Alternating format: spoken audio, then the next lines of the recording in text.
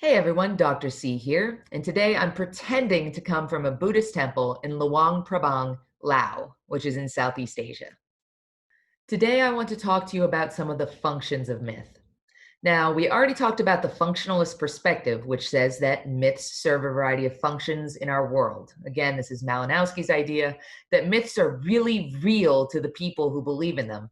And therefore, these myths serve a lot of political or social, economic, artistic, etc. functions within the lives of the people that tell these stories and tell these myths. So let's talk a little bit about those functions. And as an anthropologist of religion, one of the questions that's really, really interesting to me has to do with the function of myth in terms of ritual, especially religious ritual. Like, do we have myths so that we understand what we're doing when we do rituals? Or do we have religious rituals so that we can bring myths back to life? So it's kind of like a chicken or an egg thing, like which comes first, ritual or myth? And I think that there's kind of an interconnectedness between them. In all likelihood, myths kind of explained what was going on in rituals, and then myths got made more and more epic as the stories got told again and again, and then the rituals got more and more interesting in order to match those epic myths. So I think it's kind of a back and forth between the two. So if we want to understand what functions myths serve in terms of their connection sort of to the natural world, and many times we look at explanatory myths. Explanatory myths explain natural phenomena. Why do we get rain? Why are there particular rock formations in this part of the world, right? Why do we have specific seasons? Why do the seasons change? How do astronomical functions happen, right? Why is the sun rise? Why do we have comets? Things like that. For example, if you look at a lot of Native American myth making, in many cases, physical structures, everything from buttes to mountains to rivers, their origins are explained through myth making. In addition to explanatory myths, we also have justification myths, and these are sort of similar.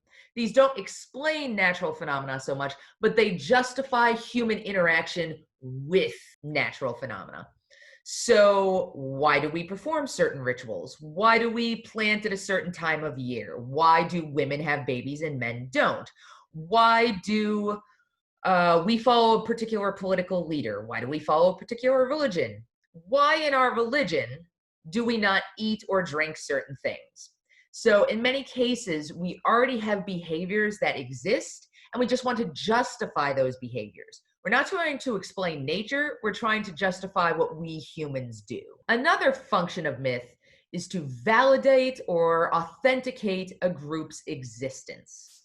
One of the most interesting myths is the myth of Masada. And this is a story that comes from the ancient Israelites. It's one of the sort of foundational myths of Judaism. And it's a myth that says, look, at one point, Jews were being persecuted in the Holy Land by the Romans. A whole lot of Jews went on top of a mountain fortress, Masada. They held it against the Romans. The Romans finally took the siege and defeated them. And so rather than being captured and tortured by the Romans, all of them got together in a circle and everybody killed the person to their left because you're not allowed to commit suicide. So everybody honorably killed the person to their left. And there was one guy left at the end, and he was the one who was taken capture by the Romans. And this shows the tenacity and the strength of the Jewish people, but it also shows that they have a legitimate and righteous mythic claim. Validating or authenticating myths are myths that are used to say, look, we are a true people, we have a true identity, and it's part of what makes it who we are. Like when I was road tripping through Armenia, one of the most interesting things for me was learning all of the different myths about Saint Stephen and some of the other really mythic figures in Armenian history that gave Armenians this sense of we are the true first Christianity. We are real people. You know, when the Ottomans oppressed us in the 19th and 20th centuries, you know, we dealt with that oppression and we pulled together and we held true because we are Armenians, and that means something. We are all pulled together by these myths and we're validated by them. So validating myths are really, really powerful and really, really foundational for groups for their sense of identity. So they're really, really important. And it's something that I sort of want you to think about. Like, what are some of the validating myths that we use as Americans? Most of us right now, we're Americans. So what are some of those validating myths, right? I came from Pennsylvania, so Johnny Appleseed and Ben Franklin were really like validating myths about what it meant to be Pennsylvanian. So think about what it means to be American. What are some of those validating myths that we really use to say, yep, we're American, we matter, we are an important group of people, and these are the stories that make our identity important. So we also see a number of healing and inspiring myths. And the reason for this is, and like, I don't feel like this should come as a shocker to anybody in 2020, but the human experience is full of a lot of shitty things like death and sorrow and loss, like the death of children, like war, like disease and famine, and all of these terrible conditions that are part of the human experience.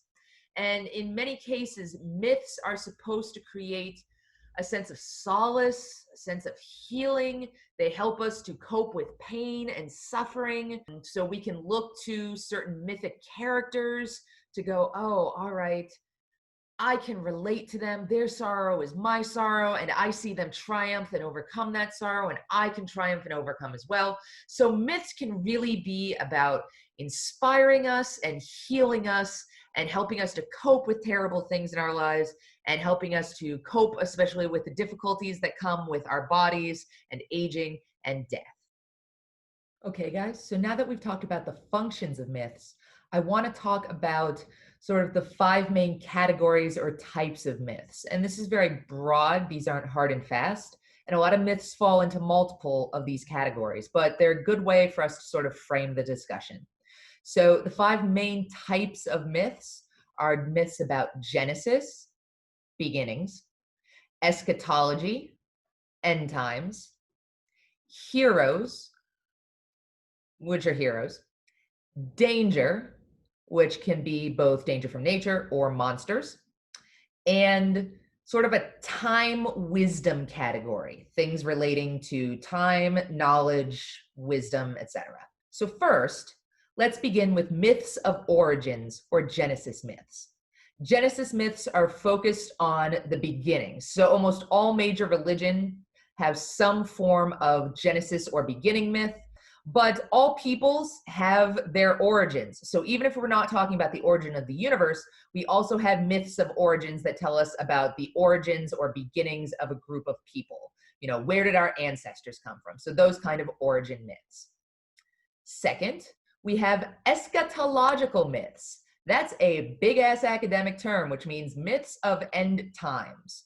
So again, the Judeo-Christian and Islamic version has the apocalypse, but there are other end times myths in a lot of other religions, Malarian myths, as well as Messiah myths, myths of the Holy One or the Son of God or the one who will lead the people, etc., the Messiah. He will come at end times. He will come to end this iteration of history and bring apart the next one, etc. And even Hinduism and Buddhism, or the karma myths, the samsara religions, they still have a myth of end times.